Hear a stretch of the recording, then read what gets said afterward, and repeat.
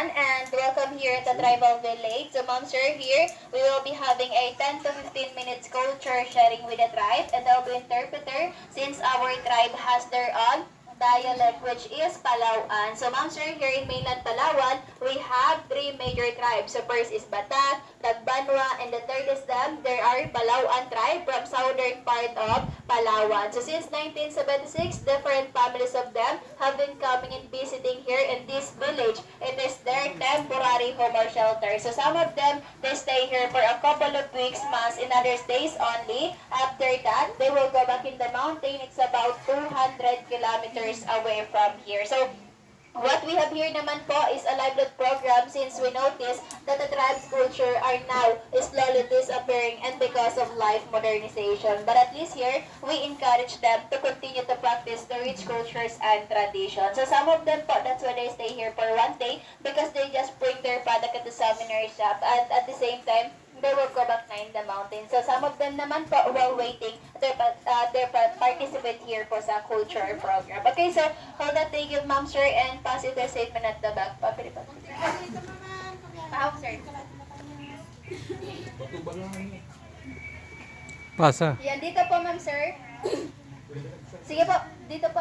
Okay, so Ma'am Sir, that's their one of very important traditional product and they call that bagtik. So it's a sap or resin of Balmasiga tree that grows only in higher elevation at least 2,000 feet above sea level. So it also, that's main Sir Ramil, ingredients in pasa making rin. paints, varnish, nail polish, fiberglass, and other related product. And also that's flammable. Again po, that's bagtik.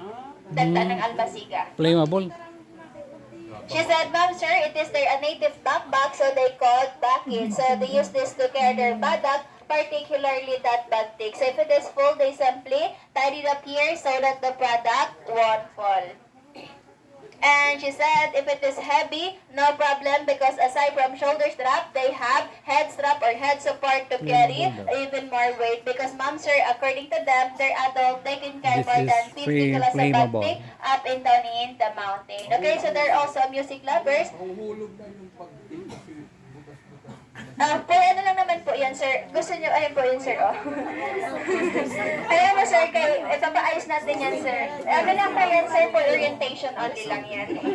Okay, so, they are also a music lover po, and they have their musical instrument. First, that one, that's a native drum, so they call gimbal. So, it's made of a hollow wood and they carve, then on top, they cover animal skin or a cow skin. So, the bigger metal, they call gong or abong. For the two smaller one are sanang. So, now, they play all together, they call it basal.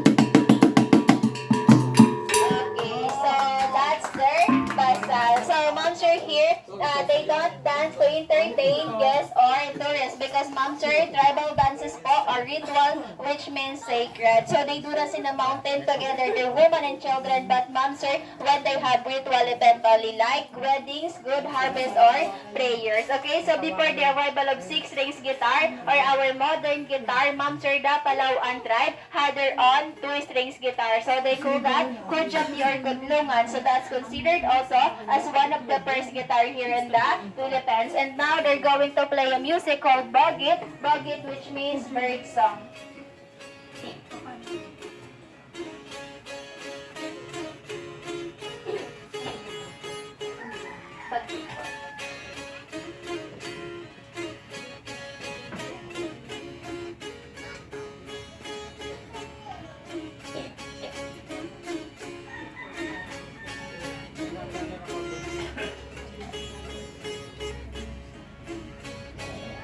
Okay.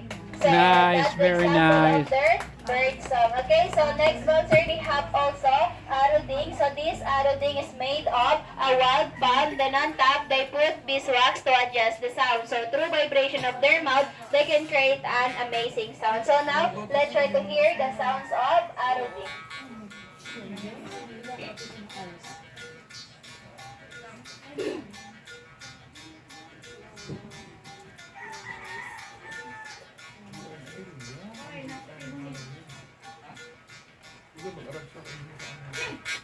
Okay, so Nice. that's the sounds of their arroding. And back in the mountain, their source of food is hunting or planting root crop, but the tribesmen are hunter-gatherer. And also, part of their diet, they hunt birds, squirrels, and as a hunter, they have their own way to copy or to imitate the sounds of birds. So it's a kind of whistle, but it's made of young bamboo. Tapos man?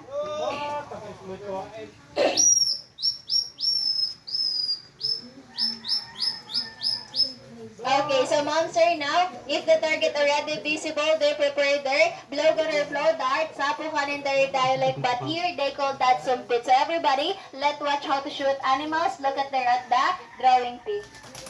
Okay. Alright, good shots, nice shots. Actually, man, sir, according to them, they can hit farther than 30 meters. And in real life, whenever they hunt bigger animals, they put poison in the tip of the dart. So, the poison is coming from this plant. In their dialect, they call tita. So, man, sir, they collect the sap of this plant. They will mix it with other juice of other plant. They cook it together with a slow fire so that the poison is powerful. So, a few minutes, the target will die. If they want the meat, they just simply wash in a running water and they cook so that they can save to it. But according to them, if accidentally hit human, it's either you, me, or them say goodbye because until now, there's no antidote to that making poison. But no problem because here in the city, they don't shoot animals or we discourage them to hunt since our hunting ground is not rich anymore. So we need to balance their hunting. And lastly, they will show you now how to make fire in the mountain without using matches or lighters. But they have three material. So they use piece of metal, flint stone, and their wild cotton that made of young shoots of palm. So that process they called santikan. Santikan means friction or to strike. Yes po, friction. Para sa tao pag Wow. reflection sa katawan. And now, ma'am, sir, if the smoke was visible, they transfer it on a dry leaves or dry grass, then they blow harder to make a bigger fire. And that's how being survival sa mountain. But, ma'am, sir, if you wondering where they get their metals, I forgot to explain, those instrument is 100 years old, handed down by their ancestor, but not by the tribe or hindi sa nagawa ng tribe po. So that's proof that Philippines have a barter trade with other country long time ago or since time and memorial. And since there's no electricity in the mountain, so it is a native source, so they called salong or sahing. And I think familiar yung iba dito. So ma'am sir, one pot of this, it can last 3 to 5 nights, but it depends on how they use it. So they do believe that is smoke of this, they can drive away a bad spirit or bad luck. They can cure illnesses like stomach ache, the headache, and insect repellent like mosquito. So if you are familiar, everybody sa incense, it is same with incense po or incenso. Pero ito po, different siya sa incense or kamangyan. It smokes only like incense.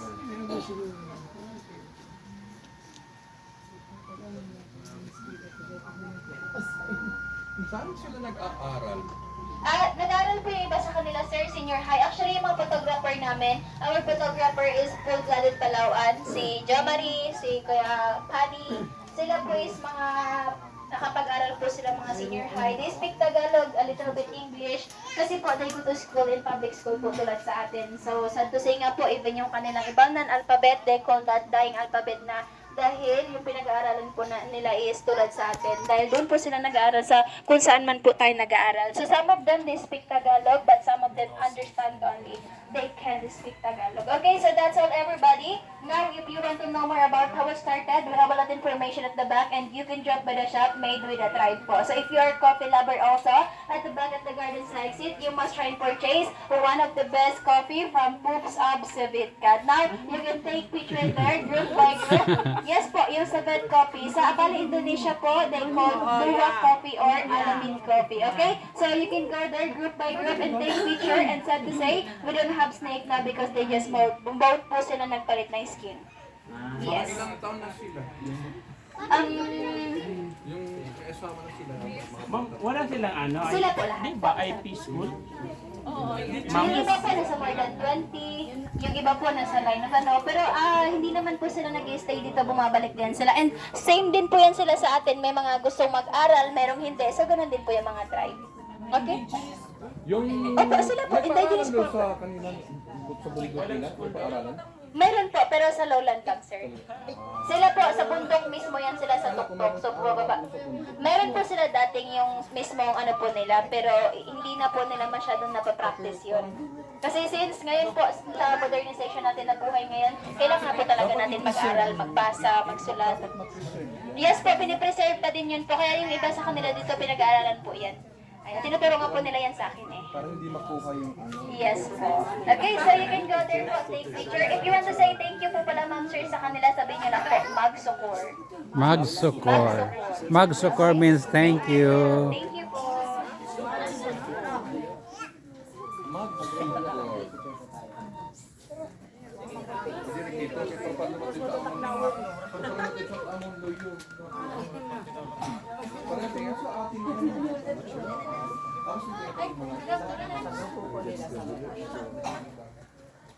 Familiar kayo sir sa Tabang Marikina? Sila po yung possible descendants. Sa Lagan Cave, Gusto ko yung wala pang yung lahi nila parang yung iba sir,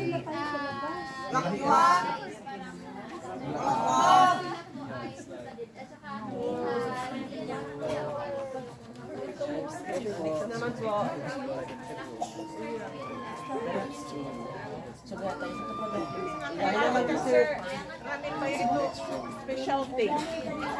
Uy, historic ini nga naman kita niya. Hindi kami nanood na. Panonood ka din. Game mga long lost ko. Wala. Sino yung binata dito? Binata. Dito. Magsukor.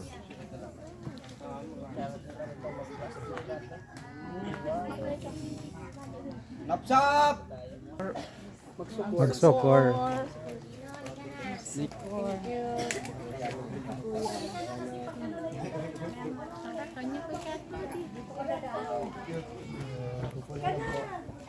Oh! Picture na kanina saging. Agi, hawakan mo, darling. Video lang akon. Ay, maris siya nga saging. Damo yung bunga.